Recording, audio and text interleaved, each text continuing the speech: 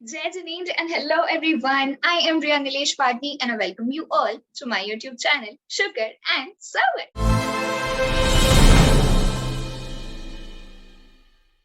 पिछले वीडियो में हमने देखा था revision strategy for all those who will be giving their first group of CA Intermediate in May 2022.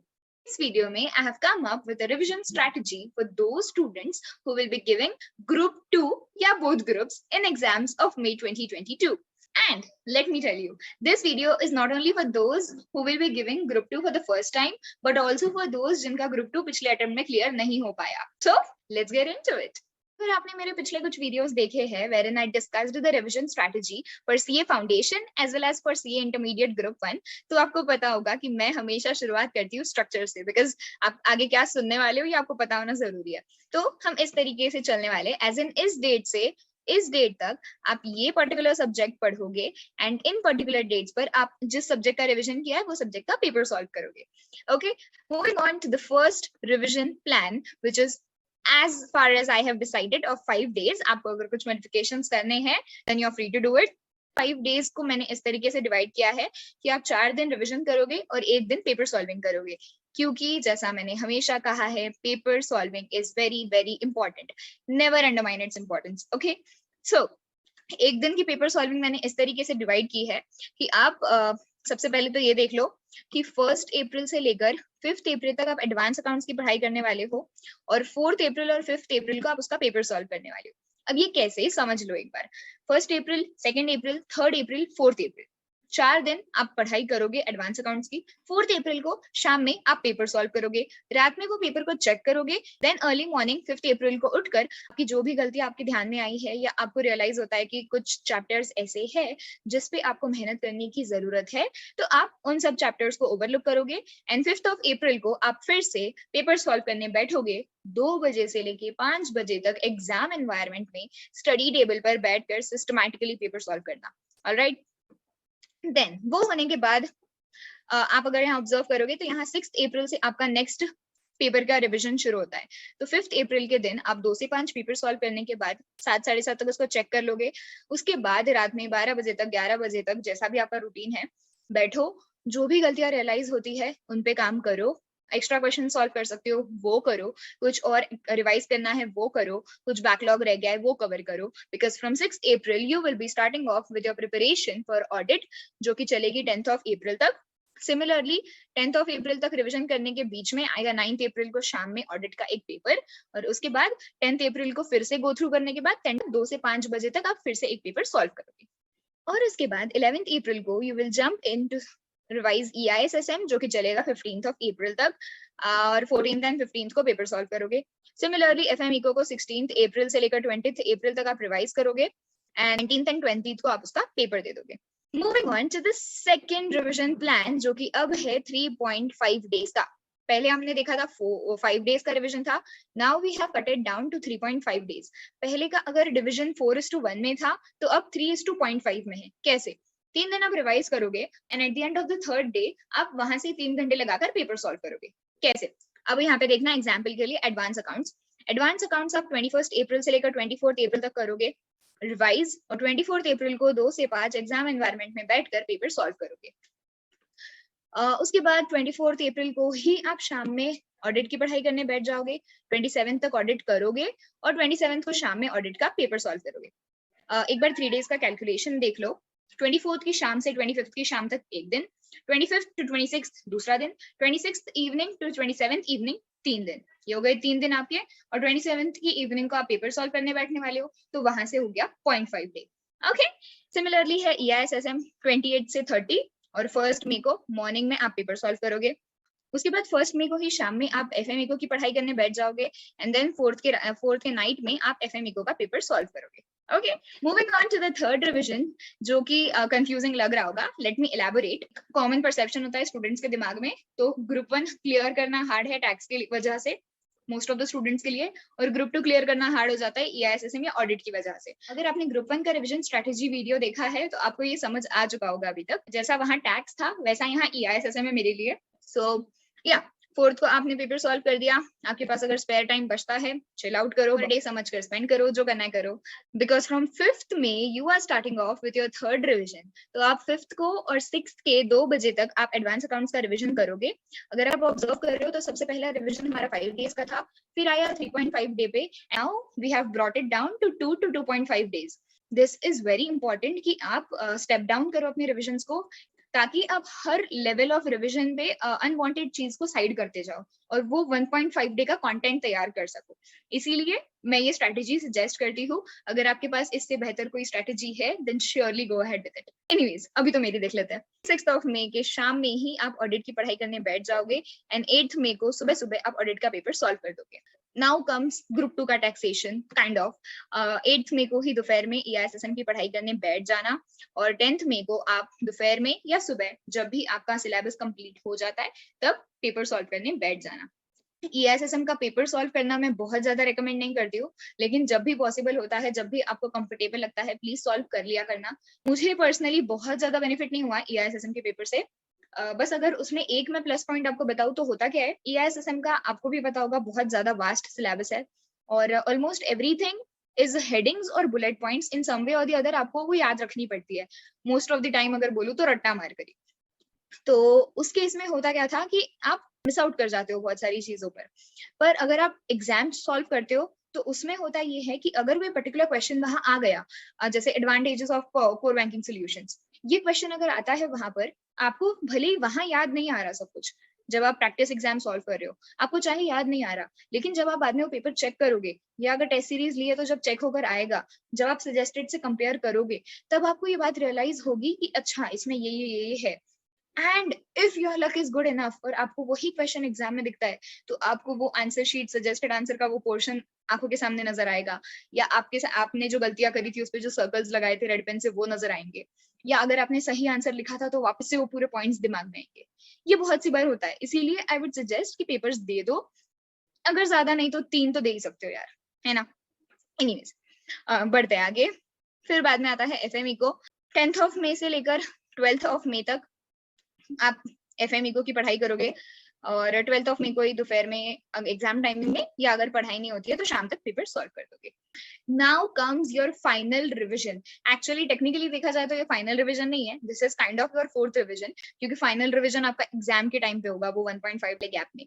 But फिर भी मेरी तरफ से जो आपके लिए रिविजन प्लान है वो एग्जाम वाला इंक्लूड नहीं करता ना ऑब्वियसली, इसलिए यहाँ फाइनल रिविजन लिखा है। सो 13th ऑफ मई से 15th ऑफ मई तक आप एडवांस अकाउंट्स की पढ़ाई करोगे, रिवीजन करोगे और 15th ऑफ मई को दोपहर में एग्जाम टाइम में आप पेपर सॉल्व करोगे। ये एग्जाम फाइनल रिवीजन अगर आप ऑब्जर्व कर रहे हो तो मैंने हर तरफ एग्जाम टाइमिंग ही रखा है फॉर पेपर सॉल्विंग। ये इसलिए रखा है क्योंकि एटलीस्ट अ वीक बिफोर आपको आपके बॉडी को आदत हो जानी चाहिए। आपकी 3 घंटे एक जगह बैठे, हम प्यास लग रही है थोड़ा सा कंट्रोल करिए, थोड़ा सा पानी पी ले, नींद ना आए, ये सब चीजों की बॉडी को आदत डालने के लिए मिनिमम 1 हफ्ता लगता ही है। सो इसीलिए मैंने आफ्टरनून का स्लॉट रखा है। और प्लीज यार इसको फॉलो करना, क्योंकि बहुत सारे टीचर सजेस्ट करते हैं, मुझे नहीं पता इसके पीछे कोई साइंस है या नहीं है, लेकिन फैकल्टी सारी बोलती है कि एग्जाम टाइमिंग पे पेपर सॉल्व किया करो। तो यार उन लोगों को तो कई गुना ज्यादा एक्सपीरियंस है, तो जब वो लोग बोल रहे हैं तो आई थिंक कि मानने में कोई बुराई नहीं है। सो इसीलिए आई हैव सजेस्टेड आफ्टरनून। आप बाकी आपकी मर्जी obviously. So moving on, 15th of May से लेकर 18th ऑफ मई तक आप ऑडिट का प्रिपरेशन करोगे और ऑडिट का पेपर आप दे दोगे 18th को आफ्टरनून में। Moving on to EISSM, 18th of May से 20th ऑफ मई तक आप EISSM का रिवीजन करोगे एंड 20th को जैसा लिखा है वैसा पेपर सॉल्व कर दोगे। इसमें अगर मैं एक सजेशन देना चाहूँ तो पर्सनली जैसे मुझे एडवांस अकाउंट्स बहुत पसंद था और मैं उसमें क्वाइट कॉन्फिडेंट थी, तो मैंने क्या किया था, ऐसे ये जो मेरा रिवीजन स्टेज था उसमें मैंने एडवांस अकाउंट्स का एक दिन कट डाउन कर दिया था और EISSM को दे दिया था। तो अगर आप चाहते हो तो आप वैसा भी कर सकते हो। एनीवेज, ये तो बता दूं 20th ऑफ मई से 22nd ऑफ मई तक आप FME को करोगे और 27th को पेपर सॉल्व कर दोगे। This is a very basic final revision strategy I guess, चारों सब्जेक्ट को एज इट इज रखना। And it is quite contradicting to my view कि लास्ट रिवीजन और फर्स्ट पेपर कोलाइड होना चाहिए, बट मैंने ये इसीलिए दिया है बिकॉज अगर आप देखोगे तो हमारा जो थर्ड रिवीजन है वो 6th मई को कहीं ना कहीं खत्म हो रहा है और आपका पेपर होने वाला है 24th मई को। तो मैं नहीं चाहती थी कि आप लोग वो रिस्क लो कि आप 18 डेज का गैप क्रिएट करो सारे सब्जेक्ट्स के बीच में। राइट, बिकॉज कहीं ना कहीं दैट इज चैलेंजिंग, और स्पेशली ग्रुप 2 में बहुत ज्यादा थियोरेटिकल है, और थियोरेटिकल चीजें हम जल्दी भूलते हैं, तो I do not want that to happen, इसीलिए मैंने सीक्वेंस सेम रखी है। But if you are not satisfied with it, I would suggest you कि प्लीज एक बार सब्सिक्वेंट अटेम्प्ट वाले स्टूडेंट्स का फाइनल रिविजन सेक्शन देख लेना, because I feel it to be more appealing to me at least. अगर आपसे वो फॉलो करना कर पाना पॉसिबल है, then surely I would recommend you to go ahead with that. लेकिन अगर वो पॉसिबल नहीं है तो इसमें भी कोई बुराई नहीं है. This is what everyone does. I hope my tips were useful to you and you'll definitely follow it and share it with all those who need it. फिलहाल के लिए आगे बढ़ते हैं और देखते हैं revision strategy for all those who could not unfortunately clear in December attempt, या फिर वो जिन्होंने group 1 क्लियर कर दिया था group 2 नहीं कर पाए, या वो जो फर्स्ट टाइम अपीयर करने वाले हैं या तो सिर्फ ग्रुप 2 के लिए या बोथ ग्रुप के लिए, whatsoever. Let's get into it. Okay, so this is the revision strategy I was talking about. सबसे पहले अगर आप में से कुछ वो लोग हैं जो शुरू का पार्ट स्किप करके डायरेक्टली यहाँ पे आए हैं, तो आप लोगों के लिए let me just explain you the structure once very quickly. इस डेट तक आप लोग ये पर्टिकुलर सब्जेक्ट पढ़ोगे और इन डेट्स पर वो सब्जेक्ट्स के पेपर सॉल्विंग करोगे. Directly jumping into the first revision जो कि है 4 डेज का, 3 और 1 में डिवाइडेड, एज इन आप 3 दिन पहले रिवाइज करोगे और 1 दिन पेपर सॉल्विंग करोगे. यहाँ पर क्योंकि आप लोगों को ऑलरेडी कहीं ना कहीं आइडिया है कि कैसे क्वेश्चंस आते हैं, आप लोगों को लिखने की प्रैक्टिस है, बिकॉज आप लोगों ने पहले भी कुछ पेपर सॉल्व किए होंगे, वो सब सोचकर मैंने यहाँ पे आपको पेपर सॉल्विंग के लिए 1 दिन दिया है. एज इन आप सुबह पेपर सॉल्व करोगे, दोपहर में चेक करोगे, फिर शाम में दूसरा पेपर सॉल्व करोगे और रात में उसको चेक कर लोगे. ये सोचते हुए किया है. अगर आपको ये कंफर्टेबल नहीं लग रहा है, then you can also go along with such a strategy, जहाँ पे आप पहले दिन शाम में एक पेपर छुड़ाओगे और अगले दिन सुबह पेपर छुड़ाओगे, जैसा आपको ठीक लगे. एनीवेज, तो एडवांस अकाउंट्स के लिए फर्स्ट, सेकंड और थर्ड को आप रिवीजन करोगे और फोर्थ को आप पेपर सॉल्विंग करोगे. वैसा ही पेपर नंबर 6 ऑडिट के लिए है. फिफ्थ, सिक्स्थ एंड सेवंथ आप रिवाइज करोगे और 8th को पेपर सॉल्विंग करोगे.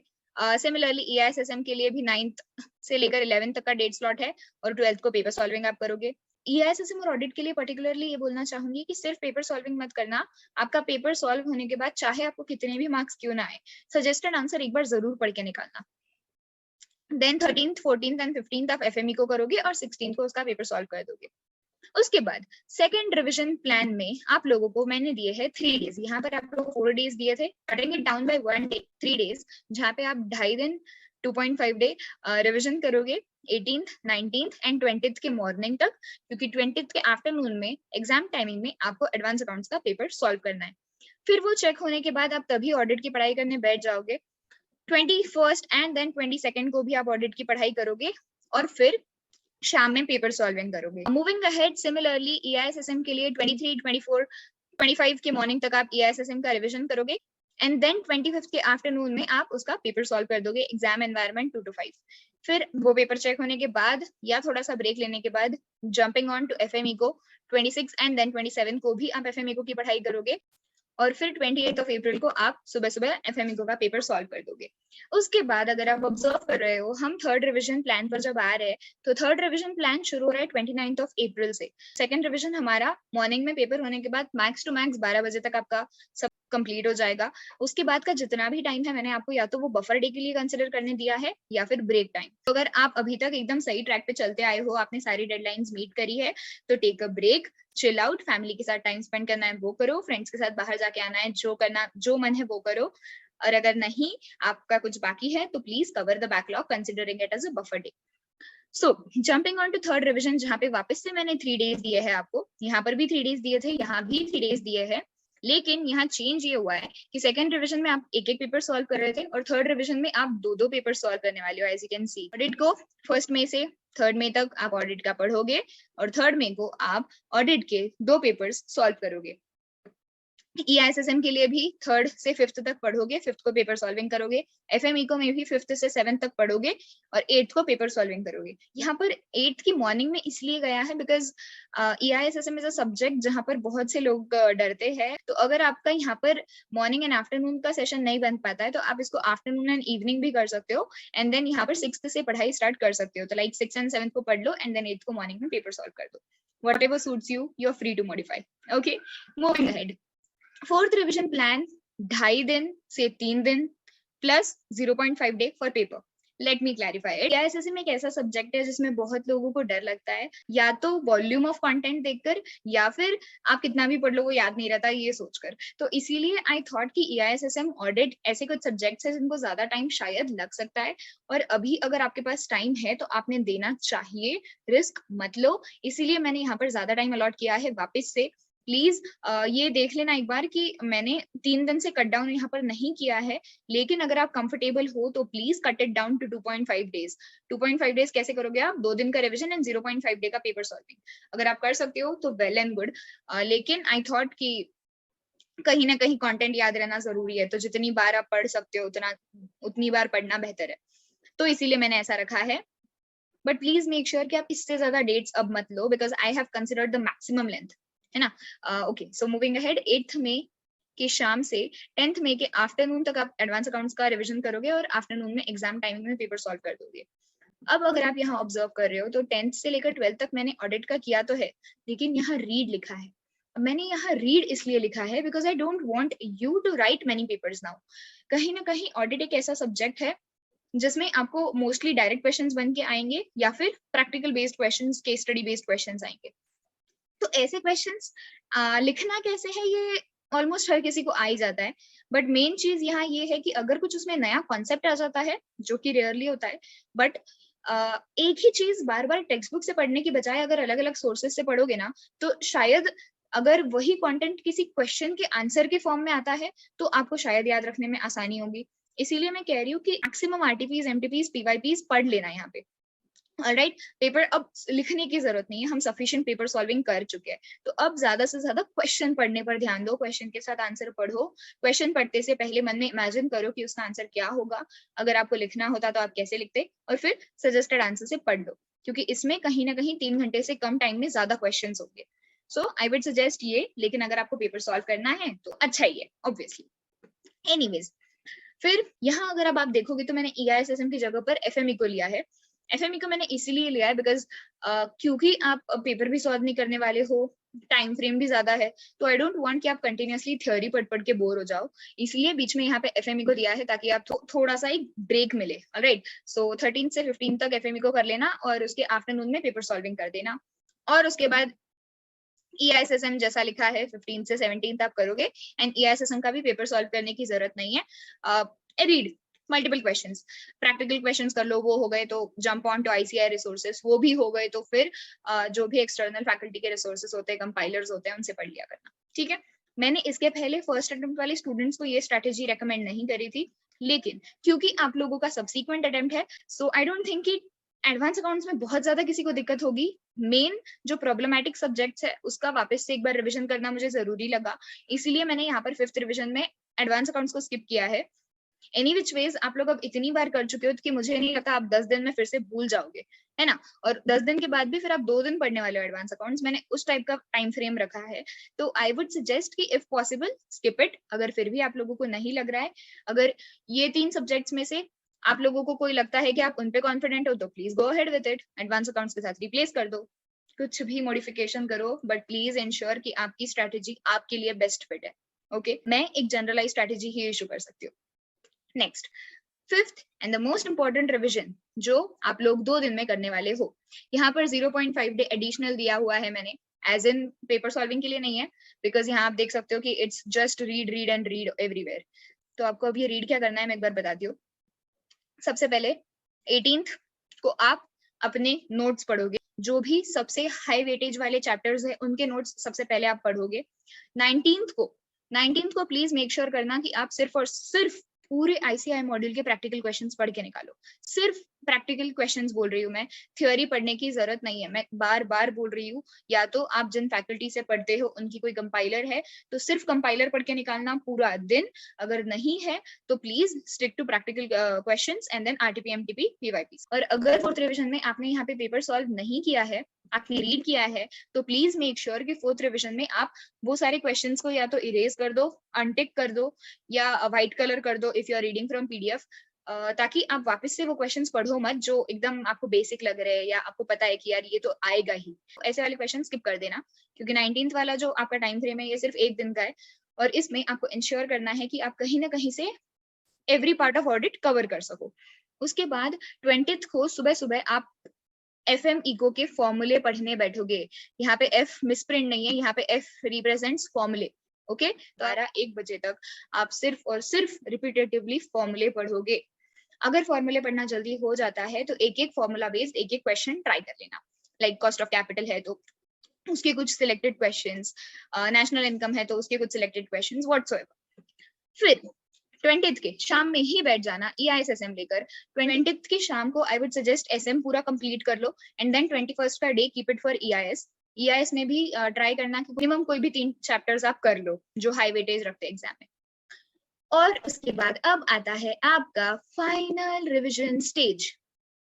21st को EISSM करने के बाद बुक्स बंद करके रख दो, 22nd के दोपहर तक रख दो। लेकिन अगर एडवांस अकाउंट्स में कॉन्फिडेंस नहीं है तो 22nd के सुबह पढ़ना, ठीक है। लेकिन अगर कॉन्फिडेंस है तो 22nd की मॉर्निंग को थोड़ा आराम से उठो। आई नो एंजाइटी होगी तो आप लोग उठोगे, मेरे कुछ भी लिखने से फायदा नहीं है, फिर भी प्लीज थोड़ा सा ब्रेक दे देना because next 1 week is going to be really tough. 22nd के आफ्टरनून से 24th तक एडवांस अकाउंट्स करोगे, फिर 24th को आओगे, 26th तक ऑडिट करोगे, व्हाटसोएवर, वो तो आपका जनरलाइज्ड वही है, पेपर का ही टाइम टेबल है।